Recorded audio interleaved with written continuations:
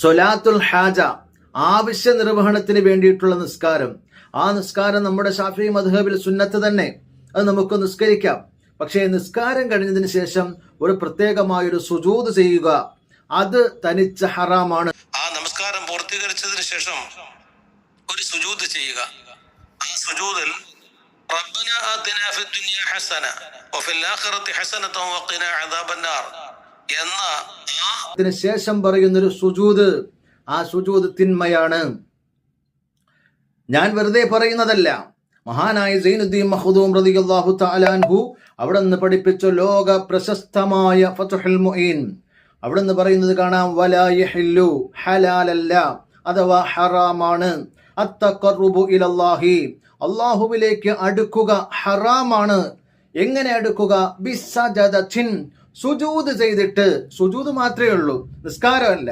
സുജൂദ് ചെയ്തിട്ട് അല്ലാഹുവിലേക്ക് അടുക്കുക. സയ്യിദുൽ ബക്കരി റളിയല്ലാഹു തആലയോട് പഠിപ്പിച്ചു, റുക്കൂ കൊണ്ടും അല്ലാഹുവിലേക്ക് അടുക്കാൻ പറ്റൂല, റുക്കൂ മാത്രം ചെയ്തിട്ട്. തെറ്റാണ്. ബിലാ സബബിൻ, കാരണമൊന്നുമില്ലാതെ. കാരണം നമുക്കറിയാം, ശുക്രിന്റെ നന്ദിയുടെ സുജൂദുണ്ട്, ആ നന്ദിയുടെ സുജൂദ് ചെയ്യാം.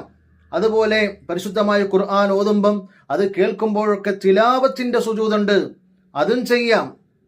ഇതൊക്കെയാണ് കാരണങ്ങൾ. ഈ കാരണങ്ങളിൽ ഒന്നും പെടാതെ ഒരാൾ സുജൂദ് മാത്രം ചെയ്തിട്ട് അള്ളാഹുവിലേക്ക് അടുക്കുക, അത് ഹലാലല്ല അഥവാ ഹറാമാണ്. അതേതെങ്കിലും നിസ്കാരത്തിന് ശേഷം പറ്റുമോ? ഇപ്പൊ ഈ വീഡിയോയിൽ പറഞ്ഞ നിസ്കാരത്തിന് ശേഷം അങ്ങനെ ഒരു സുജൂദ് എന്നാ പറഞ്ഞത്. അതിനെ സംബന്ധിച്ച് എന്താ വീക്ഷണം? വലൗ ബഅദ സ്വലാത്തി, മഹാനവറുകൾ അവിടെ നിന്ന് തന്നെ പഠിപ്പിക്കുകയാണ്.